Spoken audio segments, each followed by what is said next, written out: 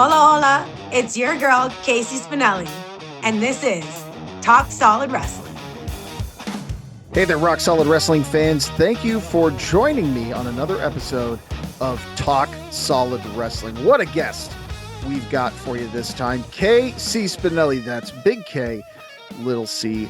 Absolutely just one of the finest pro wrestlers I've ever had the pleasure of working with, and one of the finest people I've ever had a chance to work with as well. I love me some Casey Spinelli, and I'm sure that after this interview, if you don't already love her or even know her, you're going to love her.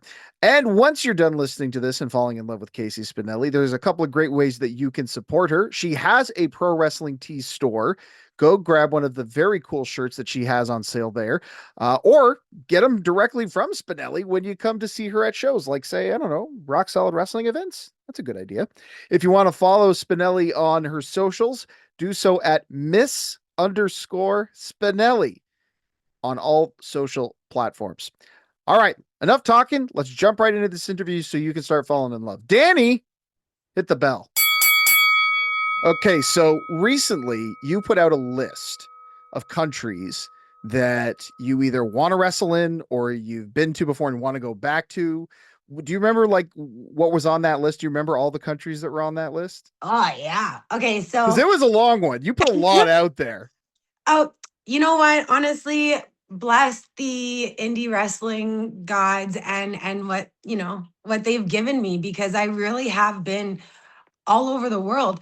I know when I first started the first place, 2014, I was souped off to Paraguay. So before that, I had just done the States. So not to take anything away from, bigger countries like America and Canada, but at that point in time, I had never really done anything in another country before. So by that point, I mean, 2012, 2013, like I had already been going to Shimmer at that point. Again, what a blessing it was. Um, you know, British Columbia to Chicago, Ontario to Chicago, like those were things that we were doing. Actually, I wasn't even doing Ontario to Chicago yet. It was just BC to Chicago for Shimmer, or BC to Seattle, which I drove myself to. But when the call for Paraguay came in, it was just, hey, we're taking you for 5 months to Paraguay and we're going to do a wrestling TV show. And it was just like, all right, let's do it. I did end up going back to Paraguay though. We ended up starting a school out of it. And I went back, helped start the school, helped train everybody. So I did get to do like a double time in Paraguay for myself. So that was sweet. Then after that, it was Mexico. Um, Prior to that, I had never been to Mexico. And honestly, even after that, I haven't been to Mexico. So, unlike my true form self that I would find a beach in any country, again, Paraguay, it was landlocked. So, there was no beaching there. But Mexico, I actually didn't know that's where majority of people go to have their vacations, because there's nice beaches there. Because once again, it was right in the middle. I went and saw the pyramids. It was absolutely amazing. Now again, I wrestled for like the big Victoria Cup that was there. So I did get to wrestle actually against the Japanese country team representing there and the Americans, but I never got to wrestle the luchadoras. So I would love to go back to Mexico, obviously, to find a beach and to wrestle a luchadora. That would be absolutely amazing. Mi Espanol has been poquito mejor since I last went. So it would be nice to use it. I got to go to, where's Amsterdam out of? Holland. So I got to go to Holland as well. And okay, so Austria, Holland, the UK, which was Scotland, London. Um, Man, what came after that? Oh, I flew from the UK one year all the way to Pakistan, which again, big ups to uh, big ups to me. I will say big ups to me, and just I guess being the person I was growing up and wanting to be a wrestler, because it was really the people I met, other wrestlers I met that I got to spend time with, that actually put me over to have these type of opportunities. So again, I got to go and do a TV show with Lance Storm, and when I was there, I met a man named Tom LaRufa, who was also with WWE. So he actually put me, and now I hadn't seen Tom since I want to say this was like 20, maybe 2012 too. It was all around the same time. Um, I met him, hadn't seen him in years, and all of a sudden he's messaging me saying, "Hey, we have this opportunity for Pakistan. Would you like to come?" I was just like, "Yep." So literally from the UK to Pakistan. Now, I did get to go back to Pakistan. There was a huge ice storm a few years ago in Ontario, Canada. I'm not sure if anybody else remembers, but that morning, I had to drive to the airport. It was the craziest drive I've ever done. I made it to the airport. There was even a lady who had spun out driving into the airport. So you know that feeling right when you're about to get somewhere and you're like, okay, yep, we've made it. Nothing else is gonna happen. It was like we did this turn, and all of a sudden there's this car, and I was like, oh my gosh, it's that one last thing. But I sat in the airport all day. They canceled all the flights. I had to go back home, but I got on the flight the next day. I unfortunately did miss one of the shows in Pakistan, though. But they were so awesome to allow me to come and do the next show. And the funny thing is that I was actually supposed to leave that night. So I got flown into Pakistan. I had to stay at a hotel. In the morning, I had to drive 5 hours to where we were wrestling. I literally run in, say hi to everybody really quickly. I do my match, and I'm literally like ripping off my clothes, saying bye to everybody. And they're all like, "You're going, you're going." I'm like, "Yeah, they have me flying out literally tonight." But in Pakistan, a lot of the driving is done on highways. But once it gets too dark, there's a lot of fog that starts and you can't see. So they'll actually close down the highways. So, as you guessed it, we drove out, we got to the highway. They said no cars. I had to turn around, and I actually ended up getting a few extra days in Pakistan, not to wrestle, but to enjoy my time and say bye to everybody else and make sure they got on their flight. So, Pakistan again, even though I've been twice, I would love to go again. I just think it's such an amazing experience. What a country, you know. We got to go down where they sit and the Pakistani border meets up with the Indian border, and then the guards go and do their whole thing. And it was just it's so amazing. So I would love obviously to go back there again. But I would say, yeah, those are pretty much my big time stories. Obviously Australia I've never been to wrestle, but I know a lot of the Australians. So of course I would love to wrestle there. Um, I would love to wrestle in Italy. I think Italy is just, it's in my heart, you know. So if the two things I love the most I can combine, I would. Obviously, if I'm going to Italy, I'd love to go to Germany as well. Um, Somebody brought up Japan too, and you know, I've always wanted to go to Japan to wrestle, but I I think I'd love to go to Japan just to see Japan, to be honest. So, as much as that is on my list, to go down and wrestle, I do understand that, again, not everybody is uh, loving the character of Casey Spinelli. So it's fine. If I have to go down there by myself, I will. But Well, just fingers crossed out there. I'm gonna interrupt you for 1 second there because I did read Mhm. that when you posted that on social in Yeah. response to a comment regarding that. And I don't necessarily know if I agree with that, especially with the evolution of, sports entertainment in Japan over the last couple of years. Personally, I would say you just look at somebody like a Maki Ito, who has really Mhm. embraced that sports entertainment character, and she's one of their top stars. So, like, I don't know. I think two scoops would fit in pretty well over in Japan if some promoters out there were willing to give her a shot, Hint, I hint, would love hint, hint, hint. it. Any Japanese promoters that are listening to this podcast for some. Right? And that's the thing is, like, I mean, when people talk about like, oh, what country do you want to go to? The thing is like, I mean, there are countries we have never even thought of. I think it was not last year, but the year before, I was in Bahamas doing a little. Actually, Primo and I were out there celebrating all of our rock solid wins. And it just so happened to turn out there was another wrestler, Vanessa Craven, who was actually out wrestling for a company out there. So it's just like when people say, where do you want to go? There isn't anywhere Casey Spinelli doesn't want to wrestle. I mean, I would love to be on a beach in Aruba putting on a show if I could put that out there as well. But honestly, I would love I would love to be able to go anywhere people are passionate about wrestling and perform in front of them, because I think again too that's one thing I love about wrestling is it's, again, it doesn't matter what country you're in and what language you speak.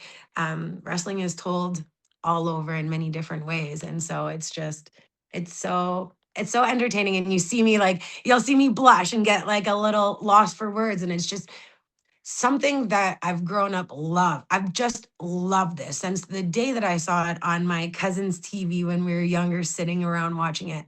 There has just been something about it. And in no ways do I think like I know the way of wrestling or I am wrestling, but to try to do what I think is at least entertaining. And then getting the feedback from the fans being like, even, when you shouldn't be cheering for me, I'll still have fans come up and say, I shouldn't be saying this, but you were so entertaining. And and like that's wrestling. That's wrestling. That's it. It's the storytelling. It's the excitement. It's the characters. So if I could share Casey Spinelli anywhere, I would. Sky's the limit. You want to go to space? Who runs space? Elon Musk or what? Shout out to the space people. Hook me up. Spinelli for space, Space Nelly, something like that. We got to Yo, get that. Spinelli for space 2027. Space Nelly. Let's do it. We got to get I'd that do it. trending. And I'd do it. what a wonderful response to that one question. You've already given me, first of all, 50 directions I could go in with that. So thanks for Of making course. my job easier. But secondly, what I love about it is that it really demonstrates what you were talking about, your passion, your love for pro wrestling. And it's one of the things that and I'm sure many others who know you love so much about you is that I don't know if there's somebody in our locker room that loves wrestling the way Casey Spinelli loves wrestling. And the proof is in what you've just talked about, the fact that you'd had some years behind you all by that point, but someone just offered you a chance to wrestle in a country not known for its wrestling, and you said, get my suitcase, let's Yeah. go. Yeah. And I gotta ask, at that time, I'm going to assume the answer was there was no hesitation whatsoever. But at first, when you were being asked to travel overseas to wrestle in a country that maybe you had no idea what to expect from, were there some nerves at all, or was it just excitement that you were going to go into unexplored territory? I think okay, I'm not gonna lie. The hardest the hardest part about both of my trips to Pakistan, the second one was obviously the ice storm, trying to just get to the airport. That was not an easy do. But the first one was actually getting the visa for it. So I had to do a lot of stuff on my side of the border. So just driving up to, I'm gonna give some cities away here, but just driving up to Toronto, it was a long drive for me. And of course, the first time I went, I didn't have what they needed. Then the second time I went, they were closed because I didn't realize that like they would only be open in specific hours. It was really getting down to the deadline. And I remember the day we got there, it was like again, this is maybe a little Casey Spinelli telling, but I really did get there almost as they were closing. And I just was like bawling and I explained to them. And then the other lady was like, no, I recognize her. She's come a few times now. And I was like, yes, please. I was like, please, please. So I think, that was the hardest part of dealing with any of it. I don't think I ever thought for 1 second, um, fear or what could happen or like even am I going to enjoy it's like a 10-12 hour flight. If you know me, I can't sit still. Driving up to Ottawa kills me. So like, more than 5 hours on a plane, I'm just walking the whole time. I don't know what to do. So there's so many things that you could, I guess, stop and look at right when somebody asks you that. But I just think it's just it's that no fear attitude. It's the like, yep, like I need this. Like I need this. It's not so much to put on the resume. It's not so much to even be able to tell people afterwards. It's just like I don't think I'll ever say no to any opportunity given to me. I definitely think I'm one who appreciates the fine art of doors being open. So instead of having to bust through them, it's real nice when you just get to skip through them. So I do willingly. I feel like your travels in Pakistan alone could be a whole episode of this. So I think I might save that for another time. Yeah, What I bless. want to I want to try and piggyback on was what you just said about being fearless in the face of opportunity, which kind of brings me to another point that I wanted to talk about was your willingness and your openness to collaborate. So often I see you putting yourself out there for collaboration to say, "Hey, if you've got an idea, let's work on this together. If you think that there's a way you can utilize my talents, let me be at your service." And I just wanted to ask about where that kind of comes from. Are you the kind of person that manifests things where you're like, look, if I want something, I got to put it out there into the universe for it to come back to me? Or is there some other thought process behind it that maybe I'm not aware of? So, I mean, there's a documentary that I was a part of when I first broke into wrestling. It's called This Wrestling Life. It depicts, a female wrestler, a referee, and an upcoming like young male wrestler. And they do a little shot of my room back then. And in my room, there is a board. Um, I guess, I don't know, a dream board, some people will call it, or a manifest board. Um, so I guess you can say I do like to manifest. One of the things that, or one of the books I really like to read every now and then is The Secret. I do believe when you think about things, things become things. So I do feel that maybe it is something that's always on my mind, but I also feel like people aren't really given opportunities. So I just spoke about it. It's so much nicer to be able to skip through a door than to try to break it down.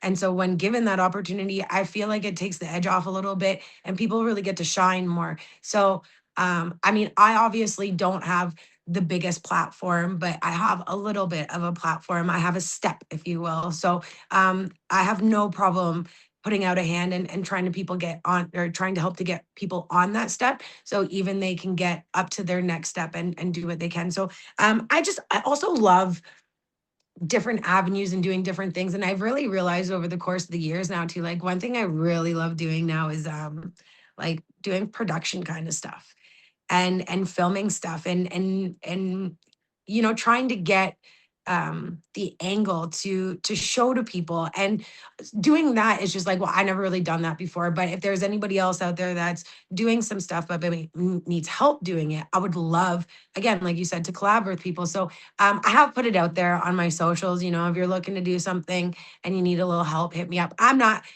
can't really give the world or anything, but I can try my best. So the other thing too is if you're passionate about something, I love to hear about it. I'm not really a great salesperson, but when I'm passionate about an idea, I can really sell you on it because you see how much I believe in it. So when people say things like that to me, when they give me their ideas and I can see how much they're passionate about it, I'm just like, yo, let's get this on the wall for you. Like, let's do this. So yeah, I'd say a little bit of call me, call me. I will say that I will disagree with you on one thing, which is that you're not a great salesperson because every Oh gosh. time you go to a Rock Solid show or any show that Casey Spinelli is booked on, you are selling Spinelli and you sell out. So trust me when I say you are a great salesperson. Bless.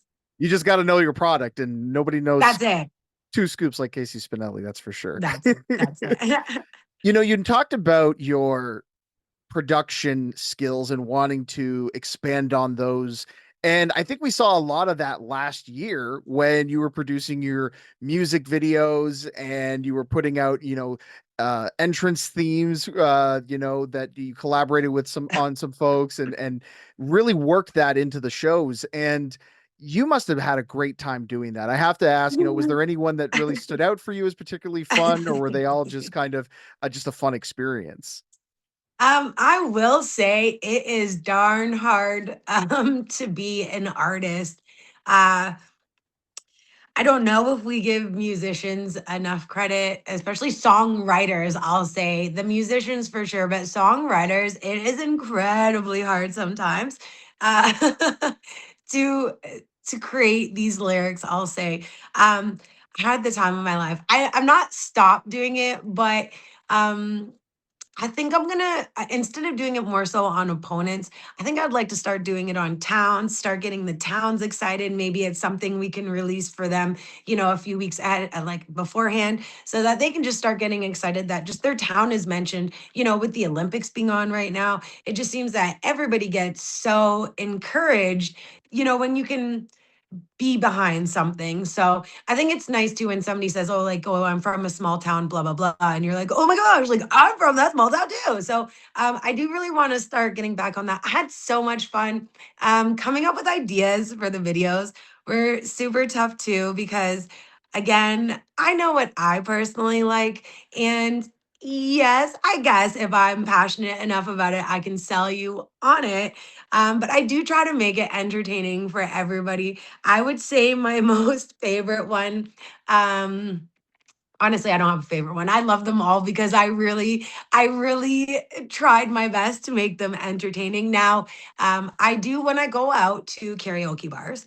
Anybody who's ever seen me at one knows that I always tell people beforehand, if you want to plug your ears, that's fine, but don't close your eyes.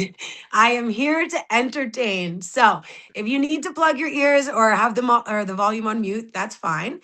But definitely give it a watch. So, of course, believe it or not, you are the second person I've interviewed recently where karaoke has come up on the interview. So, I'm going to ask the same question I asked them, which is, what's your go-to karaoke song? You got to Oh, have Somebody some. to Dance With by Whitney Houston, no doubt. There is, I don't know, I don't think I used the video yet, so maybe we'll have to use it for one of the towns. But there's a 5 minute. It was in the Bahamas. Uh, I was gonna say like bless Primo for filming it, but yeah, it's good, solid 5 minutes. And I'm not your average karaokeer. I don't stick to the stage. I definitely run through the audience and I give it my all. And I usually try to find somebody to dance with, as the song states. But yeah, man, I always wanted to be a singer too, and I definitely was always wanting to be an entertainer when I was younger, but vocally, I think everybody can tell it's not my strong suit. So I think we're all pretty happy I didn't try to go that way. And there's the bell. The 20-minute time limit has been reached. That means it's a no contest, but Spinelli means we're going to have you back for a rematch sometime if you'd like. Sounds good. We did not even get to talk about Spinelli, which I really Oh my wanted goodness. to. No, So we're going to that'll have be to round save that. two. We'll have to say that Yeah, for round bless. two. KC, thank you so much for coming on today. Thank you. Man, I could have talked to Spinelli for hours. She has so many great stories. What an incredible career. Somebody needs to like write a movie about Spinelli. Hey, if you're a script writer, hit up Spinelli. I'm sure she'd love to collaborate, right? She's open to it. Talked about it. Thank you guys so much for listening to this episode. If you're watching on YouTube, please make sure you like the episode and subscribe to the channel. That will be a huge help to us. Also, if you're listening on Spotify or iTunes or any of the audio platforms that lets you leave a review, please do so and comment with 2 scoops. It's my favorite Casey Spinelli nickname. You can do that on the YouTube channel as well. I'd appreciate that. That'll help with the algorithm and get us into more listeners' ears, which we could really use. You can also help out Rock Solid Wrestling by buying some official merchandise from our store, rocksolidgear.ca. With Spinelli learning Spanish and being an international star, I think the best line of products to promote right now from rocksolidgear.ca would be the Lucha Muertes collection. Really cool looking skulls with some lucha masks on it. Go check it out there. Great stuff. Now, if you've got a question for myself on a future episode, or maybe one of our guests, maybe there's a request you have for a guest, please email it to info@rocksolidpro.ca. And with that, we want to thank you. Send a big thank you to our producer, Danny, and Pulse Hook Audio. Thanks so much for the mix. And thank you for listening to Talk Solid Wrestling. We'll see you at ringside for the next episode.